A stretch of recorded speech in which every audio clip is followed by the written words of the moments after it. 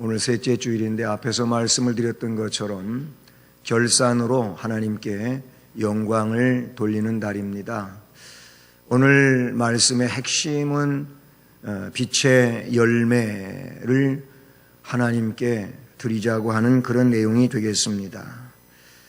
모쪼록 빛의 열매를 결산으로 하나님 앞에 드릴 수 있는 우리가 되기를 주님의 이름으로 축복합니다. 성탄절이 다음 주일날입니다.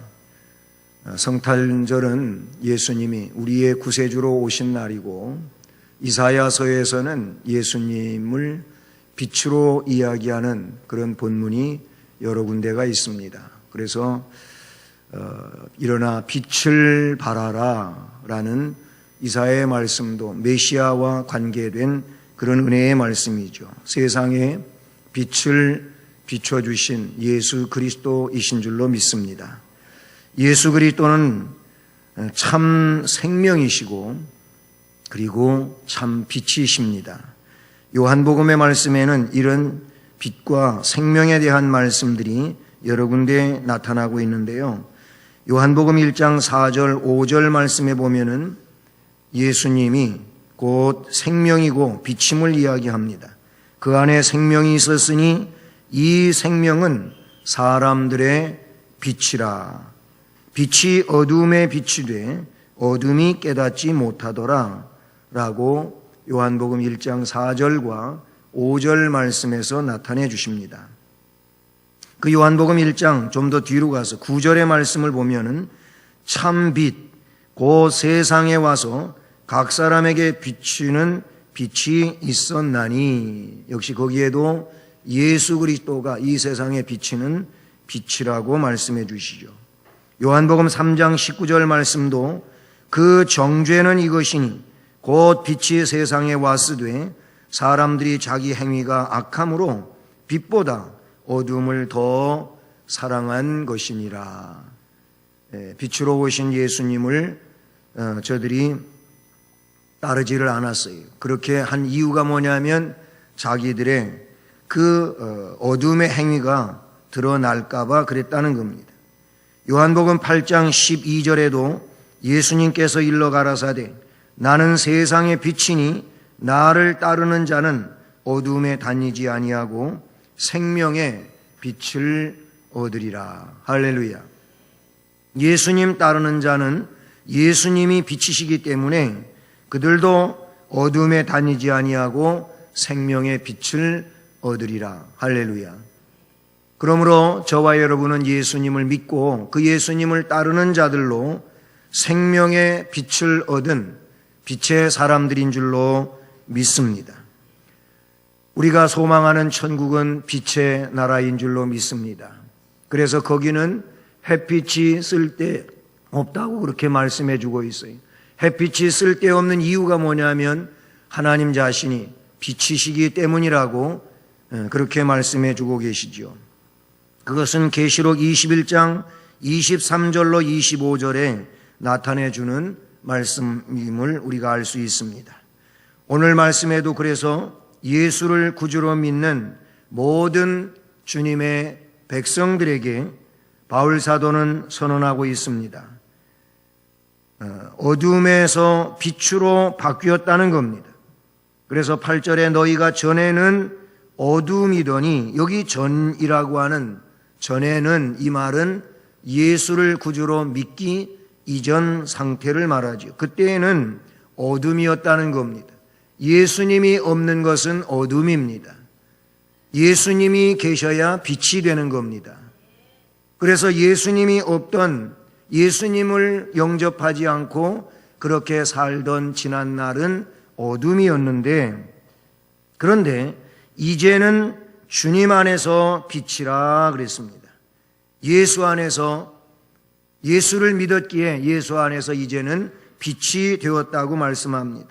어둠에서 빛으로 바뀌었다는 것입니다. 너희가 전에 어둠이었다고 하는 이 말 속에는 어두움은 두려움이고 어두움은 슬픔이고 어두움은 멸망의 길인 줄로 믿습니다. 어두움에 속한 자들은 존재하지도 않는 적을 두려워하지요. 어둠에 속한 자들은 죽음의 공포에 사로잡혀서 실망하고 두려워하고 낙심하고 떨고 삽니다. 또한 어둠은 슬픔인데 빛 안에는 즐거움과 소망이 있지만 어둠 속에는 슬픔과 고통과 괴로움이 존재하게 되는 것이죠. 그래서 괴롭고 슬프고 두려워하고 있는 이 모든 것들은 어둠의 산물이라 그런 얘기인 것입니다. 어둠은 멸망인 것입니다. 빛 안에는 모든 위험과 고통이 물러가지만 어둠에는 삐뚤어진 길, 보이지 않는 함정, 그리고 생명을 노리는 올무가 어둠에 도사리고 있다는 사실이죠.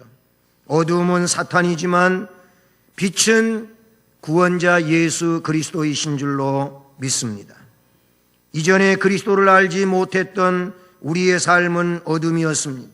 의의 태양이신 그리스도가 없는 우리의 삶에는 언제나 두려움과 공포와 그리고 슬픔과 고통, 고독과 멸망이 존재하여 사지로 끌고 가는 이런 험악한 생활이었습니다. 그런데 그리스도를 알므로 빛으로 나오게 되었고 또한 영생의 복을 얻게 된 줄로 믿습니다. 그래서 이제는 주 안에서 빛이라고 8절을 중반 이하에 말씀하고 있습니다. 주님 안에서 빛이 되었다는 겁니다. 그리스도 안에서, 예수 안에서 빛이 된 줄로 믿습니다. 여러분, 세상에 존재하는 그런 광명체들은 그 독자적으로 빛을 발하는 것이 아니고 햇빛을 받아서 그래서 빛을 내게 되어 있습니다. 그러니까 빛의 근원은 어떻게 보면 해라고 볼 수가 있죠. 우리가 밤에 뜨는 달을 놓고 볼 때에도 달빛이 은빛처럼 환하게 비춰올 때가 있지 않습니까? 달은 저 혼자 빛을 발하는 그런 광명체가 아닌 겁니다. 이 달은 햇빛을 받음으로 빛을 나타내게 되어 있죠. 별들도 마찬가지잖아요. 우리가 다 알고 있는 일 아닙니까? 바로 해가 빛을 비춤으로 그 햇빛을 받아서 역시 빛을 나타내요. 그래서 달빛이라고도 알고 별빛이라고도 하는 이런 상황이 되지 않습니까? 이건 또한 우리가 영적인 의미에서 생각해 볼 때 인생 역시 인생 자체는 빛을 발할 수 있는 존재가 못 돼요. 우리 인간 자체는 빛이 될 수가 없는 겁니다. 인간은 오직 주님 안에 있을 때에만 온전한 빛을 드러낼 수가 있는 줄로 믿습니다. 그리고 예수 안에 있을 때 모든 어두움이 사라지고 두려움과 고통, 슬픔에서 벗어나서 온전히 자유할 수 있는 그런 존재가 되는 줄로 믿습니다. 예수님이 내 안에 오시면 그 예수님의 역사와 능력으로 내 안에 평화가 이루어지게 되는 줄로 믿습니다. 그 예수님에 의하여 나의 삶이 선행으로 바뀌어지고 그래서 본이 되는 이런 삶의 역사도 이루어가게 되는 줄로 믿습니다. 옛날에는 어둠이었지만은 이제는 주님 안에서 빛이 되었다고 말씀하십니다. 그러므로 빛의 자녀들처럼 행하라고 말씀하십니다. 여러분, 빛은 변화를 일으키지 않습니까? 빛이 있는 곳에는 생명의 역사가 있고 생명의 역사는 곧 변화를 가져오는 내용인 줄로 믿습니다. 죽음이 생명으로 바뀌었다면 거기에는 활동하는 역사가 있게 되는 줄로 믿습니다. 어두움은 죽음이라고 성경은 말하고 있어요. 그래서 죽음은 어둠을 상징하고 있고 그 어둠 속에 죽어있는 이 사람은 아무것도 할 수 없는 그런 무의식 존재라고 말하고 있지 않습니까? 그러나 반대로 빛은 생명인 것입니다. 이미 앞에서 요한복음 1장 4절 5절 말씀을 언급했었습니다마는 그 말씀에 보면은 그 예수님 안에 생명이 있었다고 말씀하고 있고 이 생명은 사람들의 빛이라고 했습니다. 생명이 들어옴으로 생명이 들어온 내 속에 빛이 존재하게 되었다는 겁니다. 그리고 이 빛은 변화를 일으키는 이런 역사 안에 있다고 말씀해 주시는 것이죠. 어둠의 주관자인 사탄에게는 죽음과 멸망과 파멸이 있지요. 그러나 빛이신 그리스도 예수 안에는 생명이 존재하므로 생명의 역사를 일으켜가게 되는 줄로 믿습니다. 그러므로 우리가 어둠의 권세를 벗어버리고 빛으로 나아갈 때는 우리는 영원한 생명을 소유하게 되어 있으며 그 생명으로서 삶의 역사들 안에서 생명의 일들을 점진적으로 또 강력하게 이루어 나가게 되는 줄로 믿습니다. 죽음이 생명으로, 이것이 빛이 일으키는 변화인 것입니다. 또 빛이 일으키는 변화는 어떤 것입니까? 어리석음이 지혜로 변화된다는 사실을 성경은 말씀해 주고 있습니다. 어둠 속에서는 아무것도 볼 수가 없지 않습니까? 그러나 빛이 임하게 되면 모든 것이 적나라하게 드러나게 되어 있고, 그래서 분별이 되고 또한 알 수 있게 되는 줄로 믿습니다. 우리가 어둠 가운데 거할 때는 참 진리를 분별하기 어려웠어요. 그래서 어리석은 자가 될 수밖에 없었습니다. 그러나 빛 가운데 있을 때에는 진리 자체를 소유하는 지혜로운 자가 되어서 그 진리로서 모든 영적인 상황들을 분별하고 그에 따라서 대처하며 살아가게 되는 줄로 믿습니다. 어리석음이 지혜로 바뀌어지는 것이, 이 변화를 일으키는 것이 곧 오늘 이 말씀에서 나타내 주시는 빛의 변화의 하나입니다. 또한 빛은 속됨이 거룩함으로 변화된다는 것을 말씀해 주고 있어요. 어둠은 타락의 상징이죠. 술 취하는 자는 밤에 취한다고 성경은 말하고 있어요. 어둠 속에서 모든 음모가 이루어지고 온갖 악행과 범죄가 자행된다는 것입니다. 그러나 빛은 거룩함의 상징 아니겠습니까? 그러므로 우리가 어두움의 빛이 되었다고 하는 말은 우리의 모든 더러움이 씻겨지고 정결한 아름다움으로 변화된다고 하는 이 의미 속에 있다는 사실이지요. 시편 51편 10절에서도 그래서 다윗은 그가 무서운 죄를 짓고 나서 나단 선지자로부터 책망을 받을 때, 그때 그는 빛을 보게 되었습니다. 그 빛을 봄으로써 그가 고백하는 일은 이런 내용이었습니다. 하나님이여, 내 속에 정한 마음을 창조하시고 내 안에 정직한 영을 새롭게 하소서. 아멘.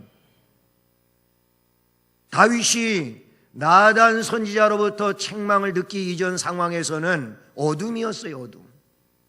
그런데 하나님께서 나단 선지자를 그 다윗에게 보내어 그 어둠을 꾸짖어, 그래서 그로 하여금 빛으로 나올 수 있도록 문을 여셨어요. 다윗은 그 역사에 의하여 자기가 어둠 속에서 그 무생명한 상태에 이르렀음을 고백하면서 이 심령 안에 이제 간직되어야 할 내용이 뭡니까? 정직한 마음, 정직한 영, 이것이 있어야 됨을 알게 되었습니다. 그래서 그는 하나님께 간절히 소망하며 간구하는 것이, 하나님이여, 내 속에 정한 마음을 창조해 주시고 내 안에 정직한 영을 새롭게 하소서. 아멘. 여러분, 속된 것이 거룩함으로 일으켜가는 것이 빛으로 인하여 나타나는 변화인 줄로 믿습니다. 성도가 성도되어야 하는 이유는 생명이 있고 빛이 있기 때문인 줄로 믿습니다.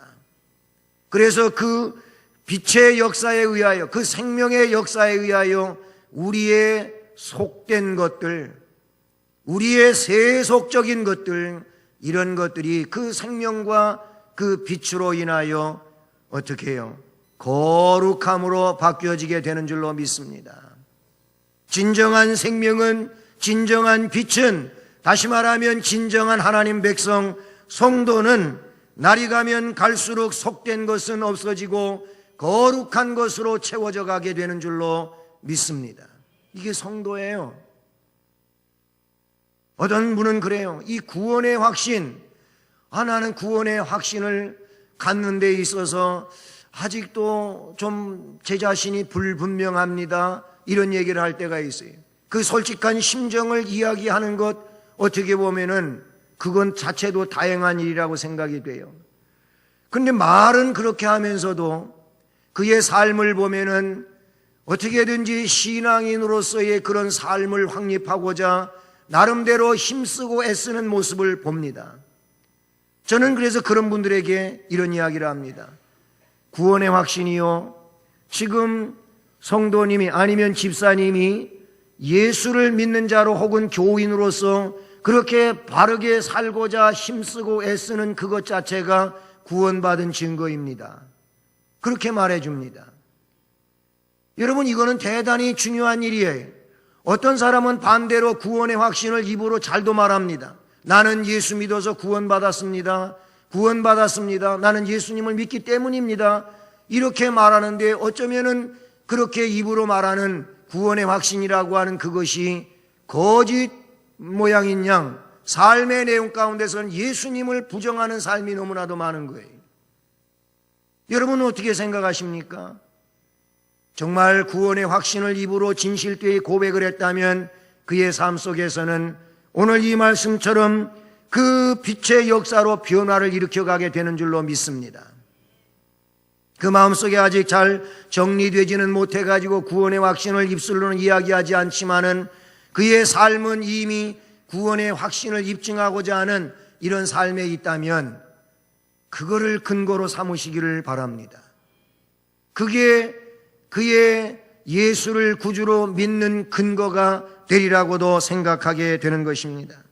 속된 것이 거룩함으로 바뀌어가는 것이 빛으로 말미암는 변화를 일으키는 내용인 줄로 믿습니다. 또한 빛은 변화를 일으키는데 슬픔이 기쁨으로 바뀌어지는 겁니다. 할렐루야. 빛은 여러 가지의 변화를 일으켜요. 근데 그 중에 하나가 슬픔이 기쁨으로 바뀐다는 거예요.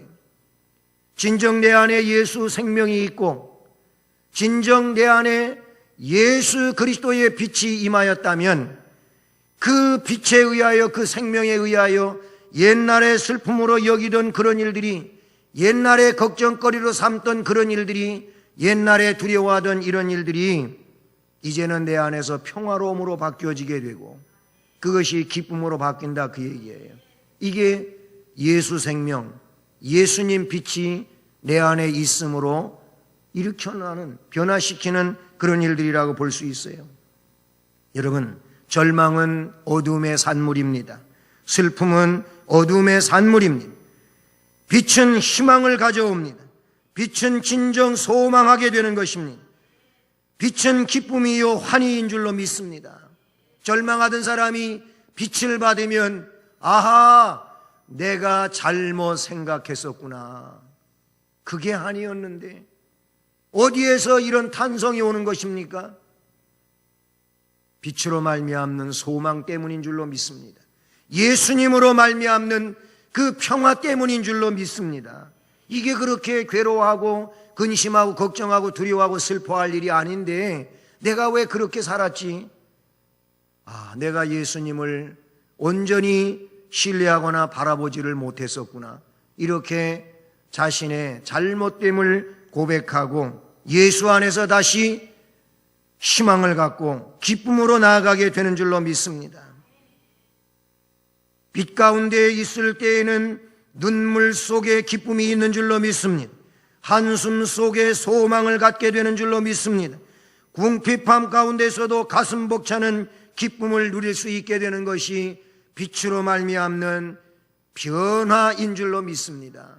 예수 믿는 능력이, 예수 믿는 그 귀한 역사가 바로 이런 내용들 가운데 담겨 있음을 우리는 잊지 말아야 할 것입니다. 따라서 하시겠습니다. 빛은 변화를 일으킨다. 아멘. 여러분, 빛은 변화를 일으키는 거예요. 여름에 일조권이 부족하다고 하는 이야기들이 있어요. 날이 장마가 길고 그래서 햇빛이 비춰오지를 않고 흐린 날이 많고 이런 날들이 많고 길면은 결국 농작물들이 여러 가지 피해를 입게 되지 않습니까? 빛이 없으면 그래요. 물론 비도 있어야 되고 얼마만큼의 바람도 있어야 되고 이런 순환의 역사가 있어야 되겠지만은 그중에 빛이 어느 정도 조건적으로 있어야 되는 거예요. 빛이 없으면 빛을 받고 열매를 익혀가는 그런 생명들은 결국 문제가 생길 수밖에 없다는 것이죠. 우리는 태양이신 예수 그리스도에 의하여 이 복된 삶을 살아가게 되는 줄로 믿습니다. 그러므로 오늘 성경의 말씀은 빛의 열매를 맺으라는 것입니다. 우리는 지난날 어둠이었는데 예수 안에서 빛이 되었다고 말하고 있고, 이 빛은 뭐라고요? 생명이고, 그 생명과 빛은 어떻게 해요? 변화를 일으킨다는 거예요. 이 거룩한 역사를 일으킨다는 거예요. 그러니 이 빛의 열매를 성도 되었으니 맺으라고 이 말씀은 명하고 있는 것입니다. 뭐라고요? 오늘 말씀 이제 9절 말씀을 보면 빛의 열매는 모든 착함과 의로움과 진실함에 있느니라. 할렐루야. 빛의 열매는 착함과 의로움과 진실함에 있다고 말씀해 주고 있어요. 이 내용들을 세상의 어떤 도덕적인 면으로만 여러분 생각하시면 안 되는 겁니다. 여기에는 영적인 의미가 담겨져 있는 착함이고 의로움이고 진실함인 줄로 믿습니다. 빛의 열매가 착함이라고 하는 이 말 속에는 관대한 정신을 의미하는데 넓은 아량, 이해심, 그리고 모든 것을 품에 안을 수 있는 포용력, 아낌없이 주는 사랑을 의미하는 것이 이 말씀에서 이야기하는 착함이라고 하는 열매인 것입니다. 세상적으로 보면 착함 그러면은 그냥 어떻게 사람들이 볼 때에 그가 누구한테 거부하지도 못하고 아니면은 자기 소리도 제대로 내지를 못하고 하는 그런 내용들을 많이 생각하는데 절대 그렇지 않다는 거예요. 오히려 이 내용은 긍정적이고 적극적인 면에서 볼 때 넓은 아량, 그리고 모든 것을 품어내는 포용력, 그리고 절대로 오해하지 않는 이해심. 오해하는 일은 셋만 딱 빼면 이해가 돼요. 아시죠? 제가 숫자적인 얘기를 하려고 하는 건 아니고요. 그냥 말이 그래요. 그래서 너무 많이 생각하다가 오해가 되는 거예요. 딱 2개만 하면 이해가 되는데 이 5개까지 생각하다 보니까 오해를 빚어내는 거예요. 이 나머지 3개는 괜히 쓸데없는 추측, 착각, 이런 것들이란 말이에요. 그래가지고 착각 속에서 아니면은 추측 속에서 그렇게 해가지고 쓸데없는 생각을, 그 사람의 진실도 아닌 그 내용을 자기 혼자 막 생각을 해요. 그래서 오해를 하더라고. 오해는 곡해하고 친구예요. 예? 엉뚱하게 생각하는 거예요. 다르게 아주 쓸데없이 삐뚤게 생각하는 거예요. 그런 사람은 빨리 3개만 빼라니까. 예? 이 정도의 수학은 우리가 다 하잖아요. 그래서 그렇게 곡해하고 착각하고 또 추측하고 하는 건 다 빼버려요. 그리고는 생각하면 이해가 되는 거예요. 아, 그랬었구나. 아이고, 그런데 내가 잘못 생각했었네. 이러라니까요. 근데 이 오해가 맞대는 거예요, 그냥. 오해를 잘하는 사람은 오해하고 있는 게 맞은 거예요, 그게. 그래가지고 엉뚱한 이야기를 하고 그래서 문제가 심각해지고 그러는 거예요. 빛의 열매는 착함인데 이 착함은 관대한 정신을 말하는데 이 관대한 정신이 내 안에서 오는 것이 아니고 예수님에게서 오는 것인 줄로 믿습니다. 예수님에게서 관대한 정신이 오는 거예요. 왜? 예수님이 그러셨으니까. 아이고, 예수님 같았으면은 내가 이렇겠냔 말이에요. 아이고, 예수님 같이 한번 해보자. 그러면 되지 않겠습니까? 그런데 예수님은 예수님이니까 하셨고 나는 나니까 못한다는 거예요. 이러면 또 안 되잖아요. 예수 믿는 사람으로서 예수님을 닮아가야죠. 예수님같이 똑같이는 못해도 예수님을 닮아가야 되지 않겠습니까? 할렐루야. 그게 착함이에요. 포용하는 거예요. 아낌없이 주는 사랑인 것이. 빛이 된 성도는 부드러움, 온유함으로 모든 이에게 희망을 주어야 하고 위로를 주어야 하고 사랑의 증거자가 되어야 할 줄로 믿습니다. 이게 빛의 열매인데 착함이라는 거예요. 두 번째로 빛의 열매는 뭐라 그랬어요? 의로움이라 그랬어요. 이 의로움은 헬라인들은 의로움을 인류와 하나님께 대한 자신의 의무를 다하는 것이 의라 그랬어요. 하나님께 대해서도 내가 감당해야 할 의무를 다하는 게 의고 사람에 대하여도 나의 의무를 다하는 게 의라는 거예요. 그게 의예요. 그냥 올바름 이렇게 말할 수도 있겠지만은 정확하게 하나님께 대한 나의 의무, 이 주변의 사람들에 대하여 나의 의무를 다하는 것이 의로움이라는 거예요. 이게 헬라인들이 말하고 있는 또 이 말씀에서 이야기하고 있는 성경적 진리가 이 의로움인 겁니다.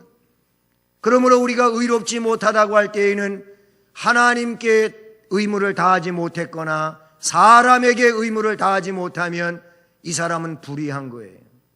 의롭지 못한 거예요. 그러니까 우리는 가슴을 치면서 나의 불의함을 용서해 주시옵소서, 그렇게 할 수밖에 없는 거예요. 어떤 때는 하나님 앞에 의무를 다하지 못할 때도 있고 사람에게 의무를 다하지 못할 때도 있잖아요. 우리는 부부의 의무가 있고 부모와 자녀의 의무가 있고 하나님께 대한 의무가 있고 성도의 의무가 있고 아니면 이웃 사람들에 대한 의무가 있어요. 국민의 의무가 있고 의무가 있단 말이에요. 그런데 이런 의무를 충실히 이행하지 않는 것은 오늘의 말씀에서 이야기하는 의로움이 아닌 겁니다. 불의입니다. 불의. 그러므로 의로움이라고 하는 것은 자신이 하나님께나 사람에게 행할 의무에 대한 온전한 수행을 뜻하는 것이 의로움인데, 오늘 너희들은 이제는 주 안에서 빛이 되었으니 빛의 열매를 맺어라. 하나님께 대한 의무, 사람에 대한 의무, 아니 사람으로서의 의무를 감당하라는 것이죠. 이거를 촉구하고 있는 내용인 줄로 믿습니다. 빛이 된 성도는 그러므로 하나님 말씀에 순종을 하고 말씀의 요구에 온전히 응하는 행위로서 의로움을 드러내야 될 줄로 믿습니다. 이게 우리가 또한 하나님께 드려야 할 열매이죠. 또 한 가지가 있어요. 빛의 열매가 뭐가 있습니까? 진실함이라는 겁니다. 진실함이라. 이 진실함은 실제로 행하는 도덕적 진실이라는 거예요. 그러니까 진실성이라고도 말할 수가 있어요. 삶을 살아가는데 그에게 있어서 도덕적 진실성의 실제를 말하는 것이죠. 마치 사랑하는 자신의 백성을 위해서 목숨을 버리신, 그리고 자신에 대한 진실성을 증명해 주신 예수 그리스도의 행위처럼 행위로 증명되는 사랑, 행위로 증명되는 공의, 행위로 증명되는 긍휼, 이것이 바로 의로움의 열매라고 말하는 것이죠. 사랑하는 여러분, 우리는 빛의 열매를 맺어야 돼요. 진실함의 열매가 곧 이와 같은 내용인 줄로 믿습니다. 우리는 그러므로 빛의 열매, 착함과 의로움과 진실함이 뭔지를 설명을 들으셨으니까, 이 설교를 들으셨으니까 앞으로 빛의 열매를 맺을 수 있기를 바라는 겁니다. 왜요? 우리는 어둠에서 빛이 되었으니까. 빛은 변화를 일으키는 생명이 있으니까. 그러니까 빛의 열매를 맺어야 되는 겁니다. 빛의 열매를 맺어가면서 우리가 또한 해야 할 일은 그 반대편에 있는 어둠인 것입니다. 어둠과는 어떤 상황 속에 있어야 되나라는 거예요. 말씀은 어둠의 일을 어떻게 하라 그랬습니까? 책망하라는 겁니다. 어둠의 일을 책망하라고 11절에서 말씀하고 있어요. 너희는 열매 없는 어둠의 일에 참여하지 말고 도리어 책망하라. 그들이 은밀히 행하는 것들 이 어둠의 일인데 그런 것들은 말하기도 부끄러운 것들이라. 그러나 책망을 받는 모든 것은 빛으로 말미암아 드러나나니 드러나는 것마다 빛이니라. 그러므로 이르시기를 잠자는 자여 깨어서 죽은 자들 가운데서 일어나라. 그리스도께서 너희에게 비추이시리라 하셨느니라. 아멘. 어둠의 일을 책망하라는 거. 왜? 그런 일들은 너무나도 부끄러운 일이니까. 입에 담기도 부끄러운 것이니까, 말하기도 부끄러운 것이니까 그것은 책망할 일이고 그 일에 참여할 일은 절대 아니라는 것입니다. 어둠의 일이라고 하는 것은 앞에 3절 4절에서도 언급이 됐어요. 5장 3절 4절 말입니다. 여기 말씀해 보게 되면은 이렇게 말합니다. 음행과 온갖 더러운 것 탐욕은 너희 중에 그 이름조차도 부르지 말라. 이는 성도에게 마땅한 바니라. 누추함과 어리석은 말이나 희롱의 말이나 마땅치 아니하니 오히려 감사하는 말을 하라. 이 어둠의 일에 이런 것들은 버리라는 거예요. 감사하는 말을 하라고 말씀해 주고 있어요. 이런 내용은 앞에 4장에 25절로 32절 마지막 절까지에도 잘 설명해 주고 있어요. 이러한 어둠의 일은 모두 사탄에 의해 지배받는 일들인 것이죠. 그래서 바울은 이 어둠의 일의 특징이 열매가 없는 것이라는 거예요. 열매가 없어요. 열매가. 굳이 열매라고 한다면은 뭐예요? 멸망의 열매, 전부 멸망하는 열매들이라는 거죠. 하나님이 기뻐하시지 않는 것들.